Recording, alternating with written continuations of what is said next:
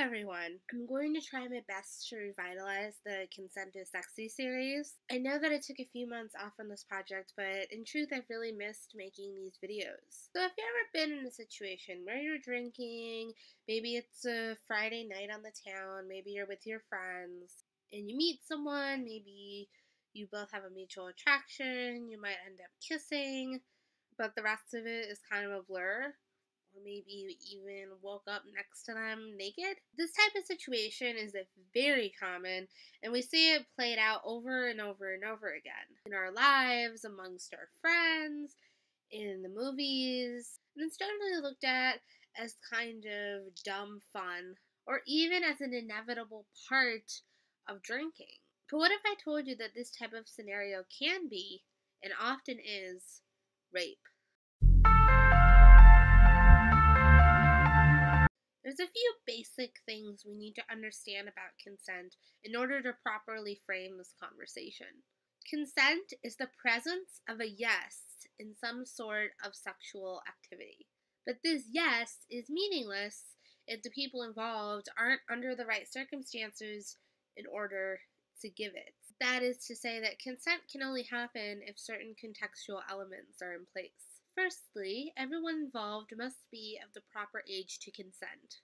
The laws about this do differ depending on where you live, but in the United States, in 39 out of 50 of those states, the age of 16 is the age of consent. This basically means that you need to be at least 16 years old in order to be able to properly consent to sexual activity. This actually is more complicated than it sounds, though, because in a lot of states, there are laws in place allowing people under the age of 16 to still give consent with other people that are also under the age of 16 to a certain point. Like in Ohio, you can't give consent at all if you're under age 12.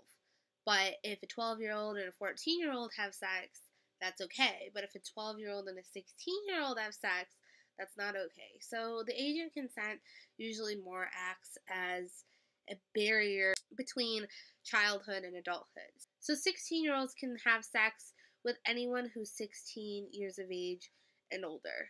I'll leave a link in the description where you can learn more about the specific age of consent laws in your state if you're US based.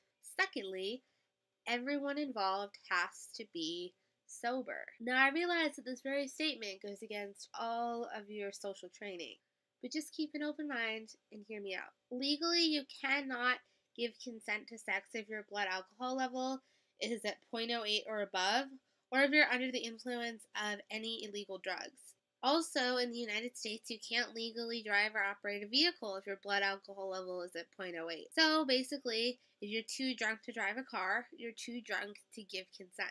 The problem with this whole thing is that most people don't carry around a breathalyzer with them and aren't going to know if somebody's at the 0.08 level in their blood alcohol content. So we have to use judgment. You probably know what an intoxicated person looks like. And if you don't, it's time that you learn. If you or someone else is not able to stand up straight, slurring, tripping over themselves, is not able to follow or keep up with a conversation, is uncontrollably laughing or crying, is not responsive or passed out, they are past the point of being able to consent. Do not have sex with someone who cannot consent, because that's rape. This brings us right back to where we started this video, talking about really common situations where people get wasted and have sex with other people. And as you might be able to see now, a lot of these situations can be classified as rape. A very common response to this is, well, if both people were wasted, then it can't be rape because they both were drunk. Which is sort of true. If both people were drunk, technically neither one of them can give consent. So, would this be rape?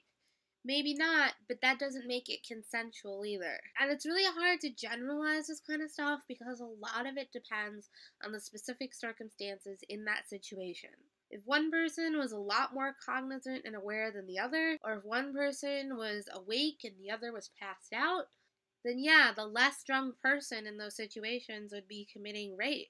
And no, you're never too drunk to rape somebody, since rape is a crime and you're responsible for crimes that you commit whether or not you're sober.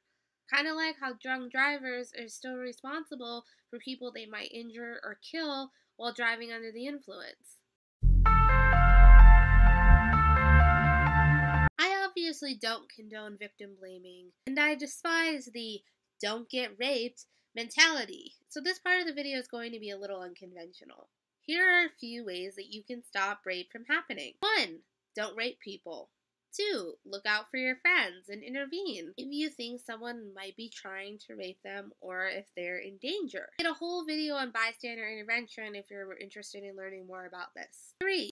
If you even suspect that someone is not able to give consent, do not have sex with them. 4. If you know someone is raping or is being raped, call the police and do something to step in and stop it from happening as long as you feel safe doing so. If you have any questions or comments about this, please feel free to send me a message or leave me a comment. Have a great week, everyone, and I'll see you soon.